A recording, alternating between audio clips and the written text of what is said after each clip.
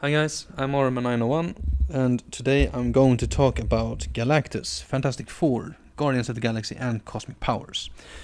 So basically I'm going to start off with the World Devourer, basically, the Ravager of Worlds, Galactus.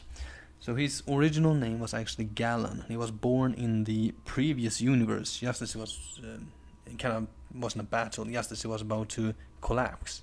And then he came out on the other side and basically became the balance between death and eternity.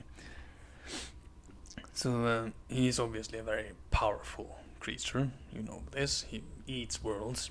He needs worlds to basically, certain planets actually, to enable to survive. If he doesn't get this, he dies. So he eventually found several heralds. The first one is of course the Silver Surfer. Then we have Terrax, Nova, this is the second Nova actually, called Frank Ray, Airwalker, Firelord, actually did Destroyer Armor, yes, the one from Thor, and Morg. Anyway, so even though he is kind of villainous, and he has threatened Earth many times and fought other heroes and whatnot, he is in fact defined by Mr. Fantastic himself, actually. Basically a force of nature, not an evil creature. Which is a kind of an interesting look into it all, as he is basically responsible for billions of life forms basically dying. Anyway, so yeah, that's basically it about Galactus. Well, he was introduced in Fantastic Four issue 48, of course, and he's naturally, being the only creature that is himself, he is one of the elders of the universe. And by that, he is, of course, immortal. Anyway, moving on now to Fantastic Four issue 389. So this is from 1994, and this is a bit of a complicated story, as basically the Fantastic Four is still looking for Franklin Richards, who is of course the son of Invisible Woman and Mr. Fantastic. He is, however, traveling all over the place, all over the time, and eventually he basically found himself outside the known parameters of time and space, so the Fantastic Four can't actually track him, and well, basically they have no idea where he is.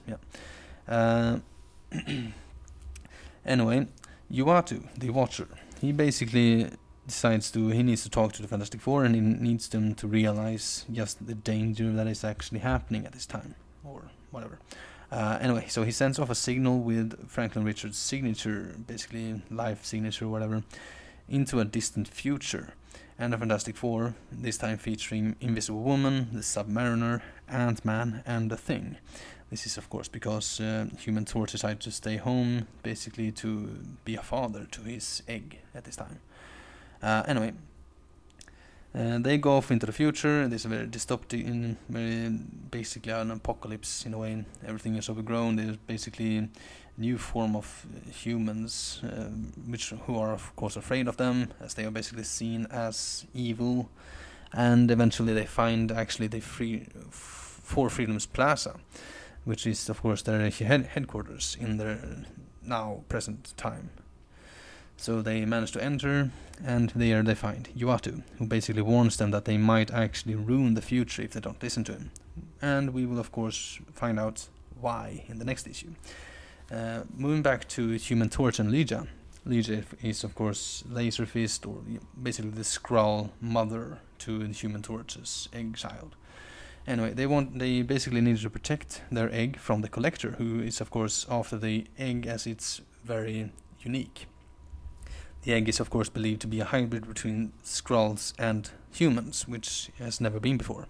So naturally the Collector wants it, and he basically sends off this Guardian armor thing to fight the Human Torch and Lyja while he scans the egg. After a while though, he does realize that something is off. He has gotten inaccurate information, and the egg is not in fact a hybrid Skrull human. So he basically just takes his armor and leaves. Then Human Torch finds out the horrible truth that he is in fact not the father to the egg. And we will find out more in the next issue, hopefully anyway. Okay, so we're gonna move forward in time to Guardians of the Galaxy issue 49 from 1994. So this is another very well, at least somewhat complex story. Anyway, the Guardians of the Galaxy basically were teleported by Talon to a kind of cosmic debate between Hawk God and Eternity. Hawk God is, of course, the very incredibly powerful cosmic character who created the Starhawks. Now he has basically bereft them of their power. They basically hang them as energy. Yeah. Anyway, he and Eternity has a bit of a discussion, debate, whatever, basically about past transgressions and all that. Living Tribunal is present, and so is Skathon, who is basically a Celestial. Never actually heard of him before. And also we have Protege and the Beyonder. So during this debate, the Protege somehow kind of siphons off a lot of their powers, stuff like that, during the whole debate.